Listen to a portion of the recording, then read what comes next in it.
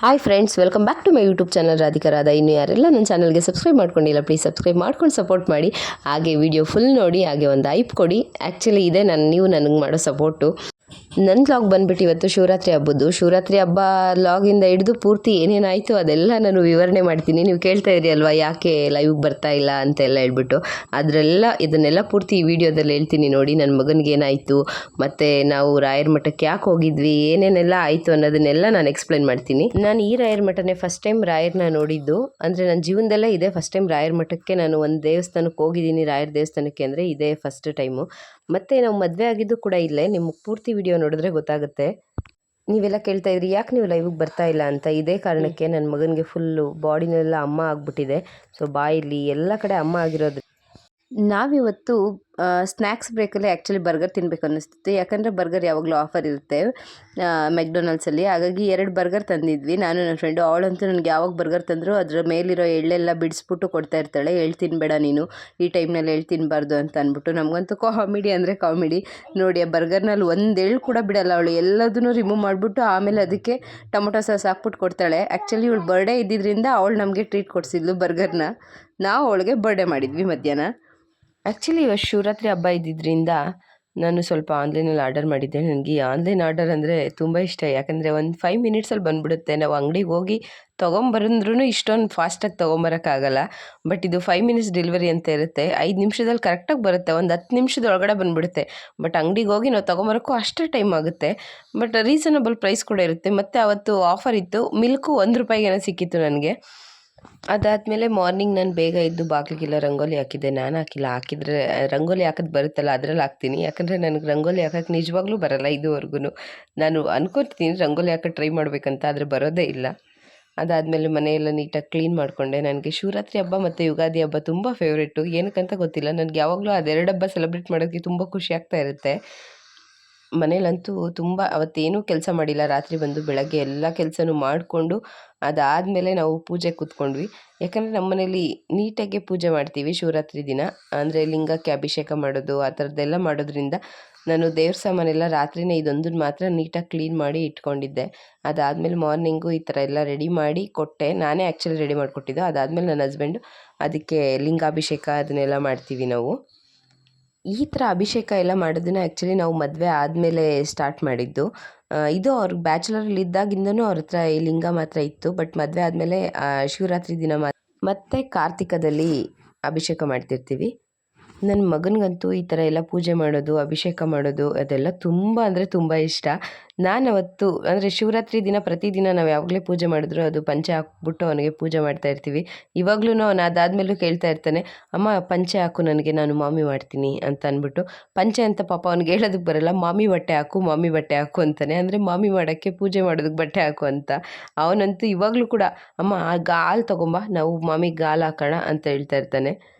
ನಾವು ಶಿವರಾತ್ರಿ ದಿನ ಈ ಥರ ಅಭಿಷೇಕ ಮಾಡೋದ್ರಿಂದ ಮನೆಗೆ ಮನಸ್ಸಿಗೆ ತುಂಬ ಅಂದರೆ ತುಂಬ ನೆಮ್ಮದಿ ಇರುತ್ತೆ. ಮತ್ತು ಮನೆಗಂತೂ ತುಂಬ ಒಳ್ಳೆಯದಾಗುತ್ತೆ.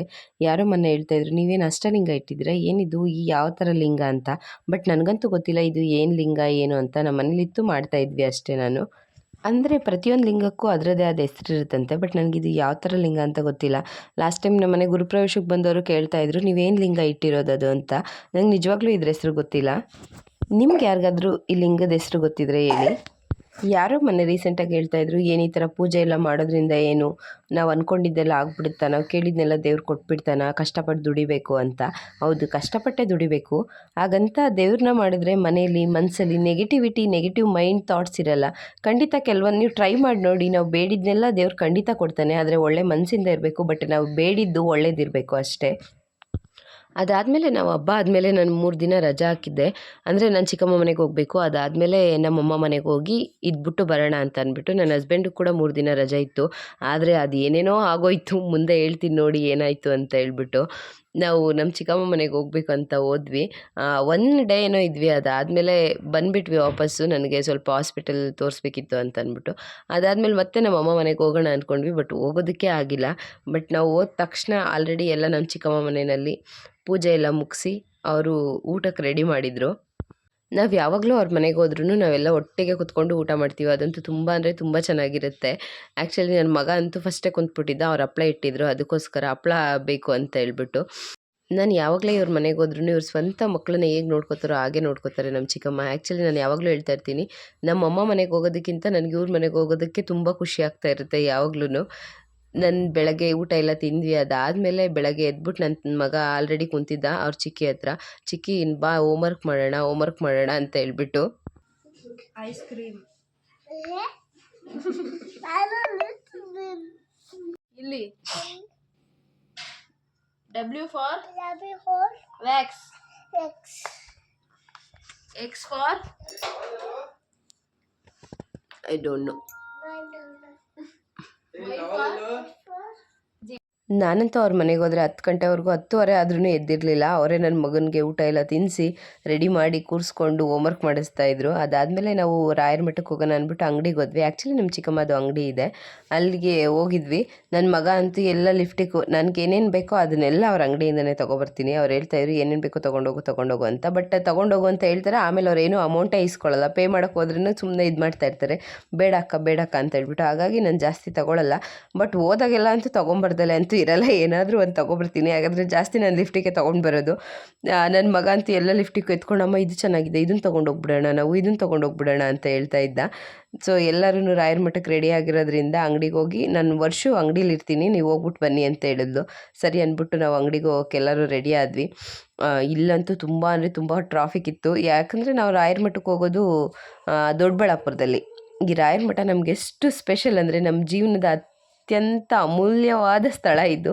ಯಾಕಂದರೆ ನಮ್ಮ ಜೀವನ ಸ್ಟಾರ್ಟ್ ಆಗಿದ್ದೇ ಆ ರಾಯರ ಮಠದಿಂದ. ಹಾಗಾಗಿ ನನ್ನ ಹಸ್ಬೆಂಡ್ ಅಂತೂ ಓಡಿಸೋದೇ 40ರಲ್ಲಿ. ಅದರಲ್ಲಿ ಇಷ್ಟೊಂದು ಟ್ರಾಫಿಕ್ ಇರುತ್ತೆ ಯಲಹಂಕದಲ್ಲಿ. ಆ್ಯಕ್ಚುಲಿ ನಮ್ಮ ಚಿಕ್ಕಮ್ಮ ಮನೆ ಇರೋದು ಆರ್ ಟಿ ನಗರಲ್ಲಿ, ನಾವು ಹೋಗ್ತಾ ಇರೋದು ದೊಡ್ಡಬಳ್ಳಾಪುರಕ್ಕೆ.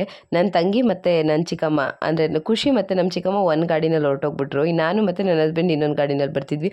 ಅವ್ರು ಆ್ಯಕ್ಚುಲಿ ಹೋಗಿ ಒಂದು 10 ಮಿನಿಟ್ಸ್ 20 ಮಿನಿಟ್ಸ್ ಆಗಿತ್ತೇನೋ ರಾಯರ ಮಠಕ್ಕೆ. ಅದಾದಮೇಲೆ ನಾವು ಹೋಗಿ ರೀಚ್ ಆದ್ವಿ. ಮತ್ತು ಈ ರಾಯರ ಮಠ ಬಂದುಬಿಟ್ಟು ನನ್ನ ಹಸ್ಬೆಂಡ್ಗೆ ಮಂತ್ರಾಲಯಕ್ಕಿಂತ ಇಷ್ಟ. ಹೋಗೋಣ ಅಂತ ಯಾವಾಗಲೂ ಹೇಳ್ತಾಯಿದ್ರು. ಇವ್ರು ನಿಧಾನಕ್ಕೆ ಗಾಡಿ ಓಡಿಸ್ತಾರೆ, ನನಗಂತೂ ಜಾಸ್ತಿ ಹೊತ್ತು ಕೂತ್ಕೊಳ್ಳೋಕ್ಕಾಗಲ್ಲ, ಸೊಂಟ ಪೇಯ್ನ್ ಬರುತ್ತೆ ಅಂದ್ಬಿಟ್ಟು ನಾನು ಬರಲ್ಲ ಅಂತ ಹೇಳ್ತಿದ್ದೆ. ಬಟ್ ಆರ್ ಟಿ ನಗರ್ವರೆಗೂ ಹೊಂದಿದ್ದೀವಿ. ಇಲ್ಲಿಂದ ದೊಡ್ಡಬಳ್ಳಾಪುರ ಏನು ಅಷ್ಟೊಂದು ದೂರ ಅಲ್ಲ. ಆ್ಯಕ್ಚುಲಿ ಅದು ದೊಡ್ಡಬಳ್ಳಾಪುರನೂ ಅಲ್ಲ, ಎಕ್ಸಾಕ್ಟಾಗಿ ಬಾಶೆಟ್ಟಳ್ಳಿ ಅಂತ ಬರುತ್ತೆ. ಇನ್ನು ದೊಡ್ಡಬಳ್ಳಾಪುರಕ್ಕಿಂತ 3-4 ಸ್ಟಾಪ್ ಹಿಂದೆನೇ ಬರುತ್ತೆ ಆ ಮಠ ಇರೋದು. ಅಲ್ಲಿಗೆ ಹೋಗೋಣ ಅಂತ ಹೇಳ್ತಾಯಿದ್ರು. ಸರಿ ಆಯಿತು ಹೋಗ್ಬಿಡೋಣ. ಈ ಮಠ ನಮ್ಗೆ ಹೆಂಗೆ ಗೊತ್ತು ಅಂದರೆ, ನಮ್ಮ ಚಿಕ್ಕಮ್ಮ ಮುಂಚೆ ದೊಡ್ಡಬಳ್ಳಾಪುರದಲ್ಲಿದ್ದರು. ದೊಡ್ಡಬಳ್ಳಾಪುರ ಅಲ್ಲ, ಸೇಮ್ ಬಾಶೆಟ್ಟಳ್ಳಿನೇ, ಅಲ್ಲಿದ್ದಿದ್ದು ಅವರು ಮುಂಚೆ. ನನ್ನ ಮಗ ಅಂತೂ ಕೂತು ಸಾಕಾಗಿ ಚಕ್ಲು ಬಲ್ಲಾನೇ ಹಾಕ್ಕೊಂಡು ಕೂತ್ಕೊಬಿಟ್ಟ. ನಮ್ಮಪ್ಪ ಈ ಜನ್ಮಕ್ಕಂತೂ ಹೋಗಲ್ಲ, ಇನ್ನೂ ಲೇಟ್ ಆಗುತ್ತೆ ಅಂತ ಅಂದ್ಬಿಟ್ಟು. ಈ ಟೋಲ್ ಅಂತೂ ನಮಗೆ ಎಷ್ಟೊಂದು ಮೆಮೊರೀಸ್ ಇದೆ ಅಂತಂದರೆ, ಈ ಜಾಗದಲ್ಲಿ ನಾನು ಹೋಗ್ತಾ ಇದ್ದರೆ ನನಗೆ ತುಂಬ ಅಂದರೆ ತುಂಬ ಖುಷಿ ಆಗ್ತಾಯಿತ್ತು. ನಮಗೆ ತುಂಬ ಅಂದರೆ ತುಂಬ ಮೆಮೊರೀಸ್ ಇದೆ. ಆಲ್ಮೋಸ್ಟ್ ನಮ್ಮ ಚಿಕ್ಕಮ್ಮ ಅಂದರೆ ಬಾಶೆಟ್ಟಳ್ಳಿನಲ್ಲಿ ಒಂದು 5 ಇಯರ್ಸ್ ಮೇಲಿದ್ದರು ಅಂತ ಅನ್ಕೋತೀನಿ. ಆ 5 ಇಯರ್ಸಲ್ಲಿ ನಾವು ಒಂದು ವಾರಕ್ಕೆ ಒಂದ್ಸಲನಾದರೂ ಹೋಗ್ತಾ ಇದ್ವಿ ಅವ್ರ ಮನೆಗೆ. ಅಂದರೆ ನಮ್ಗೆ ಅವ್ರ ಮನೆ ಅಷ್ಟೊಂದು ಖುಷಿ ಕೊಡ್ತಾಯಿತ್ತು, ಅಷ್ಟೊಂದು ಇಷ್ಟ ಆಗ್ತಾಯಿತ್ತು. ಅಂದರೆ ಇವಾಗಲೂ ಕೂಡ ಅಷ್ಟೊಂದು ಇಷ್ಟ ಆಗುತ್ತೆ. ಬಟ್ ಚಿಂಟು ಎಲ್ಲ ಇರೋದ್ರಿಂದ ನಾನು ಬಿಟ್ಟೋಗೋಕ್ಕಾಗಲ್ಲ. ಅವಾಗಂತೂ ಒಂದು ವಾರಕ್ಕೆ ಒಂದ್ಸಲ ನಾನು ಅವ್ರ ಮನೆಗೆ ಹೋಗಿ ಬಂದಿಲ್ಲ ಅಂದರೆ ಏನೋ ಒಂದು ಮಿಸ್ ಮಾಡ್ಕೋತಾ ಇದ್ದೀನಿ ಅನ್ನೋ ಥರ ನನಗೆ ಫೀಲ್ ಆಗ್ತಾಯಿತ್ತು. ಮತ್ತು ಲಾಕ್ಡೌನ್ ಟೈಮಲ್ಲಂತೂ ಈ ಟೋಲ್ ಹತ್ರ, ಅಂದರೆ ನನ್ನ ಚಿಕ್ಕಮ್ಮ ದೊಡ್ಡ ಮಗಳಿದ್ದಾಳೆ, ಅವಳು ಬಂದುಬಿಟ್ಟು ಫಾಸ್ಟ್ಯಾಗ್ ಮಾಡ್ತಾಯಿದ್ಲು. ಸೊ ಆವಾಗ ಟೋಲ್ ಹತ್ರ ಎಲ್ಲ ಫಾಸ್ಟ್ಯಾಗ್ ಮಾಡ್ತಾಯಿದ್ವಿಲ್ಲೋ, ಅವಾಗಂತೂ ತುಂಬ ಮೆಮೊರೀಸ್ ಇದೆ. ನೋಡಿ ಇದೆ ಬಾಶೆಟ್ಟಳ್ಳಿ. ಇವಾಗ ಅಂದರೆ ರಾಯರ ಮಠದಿದೆ ಎಂಟ್ರೆನ್ಸ್ ಇದೆ ಅಷ್ಟೇ. ಇದು ತುಂಬ ಅಂದರೆ ನಮಗೆ ಈ ರಾಯರ ಮಠ ಹೇಗೆ ಗೊತ್ತು ಅಂದರೆ, ಲಾಕ್ಡೌನ್ ಟೈಮ್ನಲ್ಲಿ ನಮ್ಮ ಮದುವೆ ಆಗಿದ್ದು. ಸೊ ನಮ್ಮ ಮದುವೆ ಆಗಬೇಕಾದ್ರೆ ನಾವು ಎಷ್ಟೊಂದು ಚೌಟ್ರಿ ಅದನ್ನೆಲ್ಲ ಹುಡ್ಕಿದ್ವಿ. ಎಲ್ಲದೂ ಬುಕ್ ಆಗಿರುತ್ತೆ ಮತ್ತು ಇಷ್ಟೇ ಜನ ಅಂತ ಕಂಪಲ್ಸರಿ ಇರ್ತಿತ್ತು. ಸೊ ನಾವು ಅಂದ್ಕೊಂಡ್ವಿ ಜಾಸ್ತಿ ಜನ ಏನು ಕರೆಯೋದು ಬೇಡ, ಸಿಂಪಲಾಗಿ ಮದುವೆ ಮಾಡ್ಕೊಳ್ಳೋಣ ಅಂತ ಅಂದ್ಕೊಂಡು. ಅದಾದಮೇಲೆ ಯಾವುದು ಚೌಟ್ರಿ ಅದೇನೂ ನಮಗೆ ಸಿಕ್ಕಿಲ್ಲ ಆ ಟೈಮ್ನಲ್ಲಿ. ಅದಾದಮೇಲೆ ನಾವು ಬಟ್ ನಾವು ಮದುವೆ ಆಗಿದ್ದು ಫಸ್ಟ್ ಲಾಕ್ಡೌನಲ್ಲಿ ಆಗಿದ್ದರಿಂದ ತುಂಬ ಸ್ಟ್ರಿಕ್ಟ್ ಇತ್ತು ಆ ಟೈಮ್ನಲ್ಲಿ. ನಮ್ಗೆ ಅವಾಗ ಸಿಕ್ಕಿದ್ದು ಯಾರೋ ಹೇಳಿದ್ರು ನಮ್ಮ ಚಿಕ್ಕಮ್ಮಗೆ, ಇಲ್ಲಿ ಮದುವೆ ಮಾಡಿಸ್ತಾರೆ, ಮದುವೆ ಮಠ ಇದೆ ಇಲ್ಲಿ ಅಂತ ಅಂದ್ಬಿಟ್ಟು. ನಾನು ನನ್ನ ಜೀವನದಲ್ಲಿ ಅದೇ ಫಸ್ಟ್ ಟೈಮು ನಾನು ರಾಯರ ಮಠಕ್ಕೆ ಬಂದಿದ್ದು, ಅಂದರೆ ರಾಯರನ್ನ ನೋಡಿದ್ದು ನನ್ನ ಜೀವನದಲ್ಲಿ. ನಾನು ಅದುವರೆಗೂ ನಾವು ಹಳ್ಳಿನಲ್ಲಿದ್ವಿ, ನಮ್ಮ ಕಡೆ ಎಲ್ಲ ಹಳ್ಳಿನಲ್ಲಿ ರಾಯರು ಮತ್ತು ಸಾಯಿಬಾಬಾ ಆ ಥರ ಎಲ್ಲ ಜಾಸ್ತಿ ಏನು ನಾವು ಪೂಜೆ ಮಾಡೋದಿಲ್ಲ. ನಾವು ಶಿವ ಮತ್ತು ಗೋವಿಂದ ಸ್ವಾಮಿ, ವೆಂಕಟರಮಣ ಸ್ವಾಮಿ ಆ ಥರ ಅದನ್ನ ದೇವ್ರುಗಳನ್ನ ನಾವು ಇದು ಮಾಡ್ತೀವಿ. ನಾನು ಅದೇ ಫಸ್ಟ್ ಟೈಮು ರಾಯರನ್ನ ನೋಡಿದ್ದು, ರಾಯರ ಮಠಕ್ಕೆ ಅಂತ ಬಂದಿದ್ದು ಅವತ್ತೇ. ಅಂದರೆ ನಮ್ಮ ಮದುವೆ ಡೇಟ್ ಹಾಕಿಸ್ಕೊಂಡು ಹೋಗೋದಕ್ಕೆ ಅಂತ ಅಂದ್ಬಿಟ್ಟು, ಇಂಥರ ದಿನ ಬರ್ತೀವಿ, ಮದುವೆ ಮಾಡಿಸ್ತೀರಾ, ಎಷ್ಟಾಗುತ್ತೆ, ಮತ್ತು ಊಟದ ಖರ್ಚೆಲ್ಲ ಏನು, ನಿಮ್ದಾ ಅಥವಾ ನಮ್ದಾ, ಅದನ್ನೆಲ್ಲ ಕೇಳ್ಕೊಂಡು ಹೋಗೋಣ ಅಂತ ಅವತ್ತೇ ಫಸ್ಟ್ ಟೈಮ್ ನಾನು ಈ ಮಠಕ್ಕೆ ಕಾಲಿಕ್ಕಿದ್ದು. ಅದಾದಮೇಲೆ ನನ್ನ ಜೀವನದಲ್ಲಿ ರಾಯರು ತುಂಬಾ ಬೆಳಕೆ ತಂದ್ಬಿಟ್ರು ಬಿಡಿ. ಅದಾದಮೇಲೆ ನನಗೆ ರಾಯರು ತುಂಬ ಒಳ್ಳೇದು ಮಾಡಿದ್ದಾರೆ. ನನ್ನ ಜೀವನದಲ್ಲಿ ಏನೇ ಆದರೂ ಅದೆಲ್ಲ ಗುರುವಾರ ದಿನವೇ ಆಗಿದೆ. ಅದು ತುಂಬ ಸ್ಪೆಷಲ್ಲು ನನಗೆ. ನನ್ನ ಮಗ ಹುಟ್ಟಿರೋದಾಗಲಿ, ಮತ್ತು ನನಗೆ ಪ್ರೆಗ್ನೆನ್ಸಿ ಕನ್ಫರ್ಮ್ ಆಗಿರೋದಾಗಲಿ, ಮತ್ತು ನಾವು ಹೊಸ ಮನೆ ತೊಗೊಂಡ್ವಿ ಒಂದು ಚಿಕ್ಕದು, ಅದಕ್ಕೆ ರಿಜಿಸ್ಟ್ರೇಷನ್ ಆಗಲಿ, ಮತ್ತು ಆ ಮನೆ ನಮಗೆ ಸಿಕ್ಕಿದ ದಿನ ಆಗಲಿ, ಮತ್ತು ಪೇಪರ್ಗಳೆಲ್ಲ ಓಕೆ ಆಗಿದ್ದಿನ ಎಲ್ಲದೂ ಏನೋ ಒಂಥರ ನನಗೆ ಗುರುವಾರ ಅಂದರೆ ತುಂಬ ಸ್ಪೆಷಲ್ ಇರುತ್ತೆ. ಅಂದರೆ ಗುರುವಾರ ದಿನ ನನಗೇನೋ ಒಂದು ಒಳ್ಳೆಯದಾಗುತ್ತೆ ಅನ್ನೋ ಮೆಂಟಾಲಿಟಿ ನನಗೆ ಯಾವಾಗಲೂ ಇರುತ್ತೆ. ಮತ್ತು ಇಲ್ಲಿ ಮದುವೆ ಮಾಡಿಸಿದ್ದು ಅಷ್ಟೇ. ನಾವು ಆ್ಯಕ್ಚುಲಿ ರೆಡಿಯಾಗಿ ಹೋದ್ವಿ ಅಷ್ಟೇ. ಅದು ಬಿಟ್ಟು ಮಿಕ್ಕಿದ್ದೆಲ್ಲ ಅರೇಂಜ್ಮೆಂಟು ಅವರೇ ಮಾಡ್ಕೊಂಡಿದ್ರು. ಈವನ್ ಒಂದು ಪೇಟದಿಂದ ಹಿಡಿದು ಎಲ್ಲದನ್ನೂ ಅವರೇ ತೊಗೊಂಬಂದಿದ್ರು ಗುರೂಜಿ. ಇಲ್ಲಿರೋ ಗುರೂಜಿ ಅಂತೂ ತುಂಬ ಒಳ್ಳೆಯವರು. ನಾನು ಅವ್ರನ್ನ ಗುರೂಜಿ ಅಂತಲೇ ಕರಿತಾ ಇರ್ತೀನಿ. ತುಂಬ ಅಂದರೆ ತುಂಬ ಒಳ್ಳೆಯವರು ಮತ್ತು ತುಂಬ ಫ್ರೆಂಡ್ಲಿಯಾಗಿ ಮಾತಾಡ್ತಾರೆ. ಯಾವುದನ್ನು ಸ್ಟ್ರಿಕ್ಟಾಗಿ ಅದು ಇದು ಅಂತ ಇಲ್ಲ. ನಾವು ಇಲ್ಲಿಗೆ ಬಂದ್ವಿ ಅಂದರೆ ಒಂದು 2 ಅವರ್ಸ್ ಆದರೂ ಟೈಮ್ ಸ್ಪೆಂಡ್ ಮಾಡ್ತೀವಿ ರಾಯರ ಮಠದಲ್ಲಿ. ಅಂದರೆ ಏನಾದರೂ ಒಂದು ಕೇಳ್ತಾ ಇರ್ತೀವಿ, ಅವರು ಏನಾದರೂ ಒಂದು ಹೇಳ್ತಾ ಇರ್ತಾರೆ. ನಮ್ಗೆ ಏನೇ ಪ್ರಾಬ್ಲಮ್ಸ್ ಇದ್ದರೂ, ಏನೇ ಸಮಸ್ಯೆ ಇದ್ದರೂ ಅವ್ರು ನಮ್ಮನ್ನು ಕೂರಿಸ್ಕೊಂಡು ಮಾತಾಡಿ ಕಳಿಸ್ತಾರೆ. ಮತ್ತು ನಾನು ಕೇಳ್ತಾ ಇದ್ದೆ, ನನಗೆ ಯಾವ ಮಗು ಹುಟ್ಟುತ್ತೆ ಗುರೂಜಿ ಅಂತ ಅಂದ್ಬಿಟ್ಟು. ನಿನ್ಗೆ ಯಾವ ಮಗು ಬೇಕು ಅಂತ ಕೇಳ್ತಾಯಿದ್ರು. ನಾನೇ ಹೇಳ್ತಾ ಇದ್ದೆ, ನನಗೆ ಹೆಣ್ಮಗು ಬೇಕು ಅಂತ ನಾನು ಸ್ಟಾರ್ಟಿಂಗ್ ಹೇಳ್ಬಿಟ್ಟೆ. ಅದಾದಮೇಲೆ ಹೇಳಿದೆ, ನನಗೆ ಸುಸಂಸ್ಕೃತ, ಆರೋಗ್ಯವಂತ, ಅದೃಷ್ಟವಂತ ಒಂದು ಮಗು ಬೇಕು ಅಂತ ಅಂದ್ಬಿಟ್ಟು. ಅದಕ್ಕೆ ಹೇಳ್ತಾಯಿದ್ರು, ಮಾತಲ್ಲಿ ಹೆಣ್ಮಗು ಬೇಕು ಅಂತೀಯ, ಎಲ್ಲದನ್ನು ಒಂತ ಅಂತ ಹೇಳ್ಕೊಬಿಡ್ತಿದ್ಯಾ, ಹಂಗಾದ್ರೆ ನಿನಗೆ ಗಂಡು ಮಗುನೇ ಕೊಡೋದ್ರಾಯಿರು ಅಂತ ಹೇಳ್ತಾಯಿದ್ರು. ನನಗಂತೂ ಹೌದಲ್ವ, ನಾನು ಯಾಕೆ ಹಂಗೆ ಅನ್ಕೋತೀನಿ ಅಂತ ನನಗೆ ಗೊತ್ತಿಲ್ಲ. ಬಟ್ ನಾನು ಯಾವಾಗಲೂ ದೇವ್ರ ಹತ್ರ ಬೇಡ್ಕೊತಾ ಇರ್ತೀನಿ ಇದನ್ನು. ಆಮೇಲೆ ಸುಮ್ಮನೆ ಬೇಡ್ಕೊತಾ ಇದ್ದೆ, ರಾಯರೇ ನಾನು ಇನ್ನೊಂದು ಮನೆ ತಗೋತೀನ ಮತ್ತು ಇನ್ನೊಂದು ಸೈಟ್ ತಗೋತೀನ ಹೇಳಿ ಅಂತ ಅಂದ್ಬಿಟ್ಟು. ಅದಾದಮೇಲೆ ಹೇಳ್ತಾಯಿದ್ರು, ನಿನ್ಗೇನು ತೊಗೋಬೇಕು ಅನಿಸುತ್ತೋ ಅದನ್ನು ತೊಗೋತೀಯ, ನೀನು ಹೋಗು, ನಿನಗಷ್ಟು ಅಂದರೆ ಅದೃಷ್ಟ ಇದೆ ಅಂತ ಅಂದ್ಬಿಟ್ಟು. ಅದಕ್ಕೆ ಹೇಳ್ತಿದ್ದೆ, ಅಯ್ಯೋ ಸುಮ್ಮನೆ ಇರಿ ಗುರೂಜಿ, ಫಸ್ಟ್ ಮಾಡಿರೋ ಸಾಲ ತೀರಿಸ್ಬಿಡ್ತೀನಿ ಅಂತ ಅಂದ್ಬಿಟ್ಟು. ನೀನು ತಗೋತೀಯಾ, ಸುಳ್ಳು ಹೇಳ್ತೀಯಾ, ಹೋಗು ಅಂತ ಹೇಳ್ತಾಯಿದ್ರು. ಮತ್ತು ನನ್ನ ಮಗನಿಗೆ, ನನ್ನ ಖುಷಿಗೆ ಮತ್ತು ನಮ್ಮ ಹಸ್ಬೆಂಡ್ಗೆ ಎಲ್ಲರಿಗೂ ಆಶೀರ್ವಾದ ಮಾಡಿದ್ರು. ನಾನು ಆಶೀರ್ವಾದ ಮಾಡಿ ಅಂದರೆ ನೀನು ಬಗ್ಬಾರ್ದು, ನೀನು ಆಶೀರ್ವಾದ ಎಲ್ಲ ತೊಗೋಬಾರ್ದು, ನೀನು ತೊಗೋಬೇಡ ಅಂತ ಹೇಳ್ತಾಯಿದ್ರು. ತುಂಬ ಅಂದರೆ ತುಂಬ ಚೆನ್ನಾಗಿ ಮಾತಾಡಿಸ್ತಾರೆ. ಈ ರಾಯರ ಮಠದ ಬಗ್ಗೆ ಹೇಳೋದಕ್ಕೆ ತುಂಬ ಅಂದರೆ ತುಂಬ ಜಾಸ್ತಿ ಇದೆ. ತಗೊಂಡ್ರೆ ವೀಡಿಯೋಸೇ ಸಾಕಾಗೋದಿಲ್ಲ, ಅಷ್ಟೊಂದಿದೆ. ನಾನು ಖಂಡಿತ ಹೇಳ್ತೀನಿ. ಅಂದರೆ ನಮ್ಮ ಮದುವೆ ಏನಾಯ್ತು, ಹೆಂಗಾಯಿತು, ಹೇಗಾಯಿತು, ಎಲ್ಲರೂ ಕೇಳ್ತಾ ಇರ್ತೀರಲ್ವ, ಅವ್ರು ಬೇರೆ ಸ್ಟೇಟು ನೀವು ಬೇರೆ ಸ್ಟೇಟು ಅಂತ ಎಲ್ಲ ಹೇಳ್ಬಿಟ್ಟು. ಖಂಡಿತ ನೆಕ್ಸ್ಟ್ ಟೈಮ್ ಈ ರಾಯರ ಮಠಕ್ಕೆ ಹೋದಾಗ ನಾನು ಎಲ್ಲದನ್ನು ನಿಮ್ಗೆ ಎಕ್ಸ್ಪ್ಲೈನ್ ಮಾಡ್ತೀನಿ. ಯಾಕಂದರೆ ಗುರೂಜಿ ಜೊತೆ ಇರ್ತೀನಲ್ವ, ಅವಾಗ ಅವ್ರ ಜೊತೆ ಮಾತಾಡಿದ್ರೆ ನಿಮ್ಗೆ ಗೊತ್ತಾಗುತ್ತೆ ಅವ್ರು ಎಷ್ಟೊಂದು ಚೆನ್ನಾಗಿ ಮಾತಾಡಿಸ್ತಾರೆ, ಮತ್ತು ನಮ್ಮ ಪ್ರಾಬ್ಲಮ್ಸ್ಗೆಲ್ಲ ಎಷ್ಟು ಸ್ಪಂದಿಸ್ತಾರೆ ಅವರು ಅಂತ ಅಂದ್ಬಿಟ್ಟು. ನಾನು ನೆಕ್ಸ್ಟು ಅವ್ರು ಹೋದಾಗ ನಾನು ವೀಡಿಯೋ ಮಾಡಿಬಿಟ್ಟು ಖಂಡಿತ ಅಪ್ಲೋಡ್ ಮಾಡ್ತೀನಿ.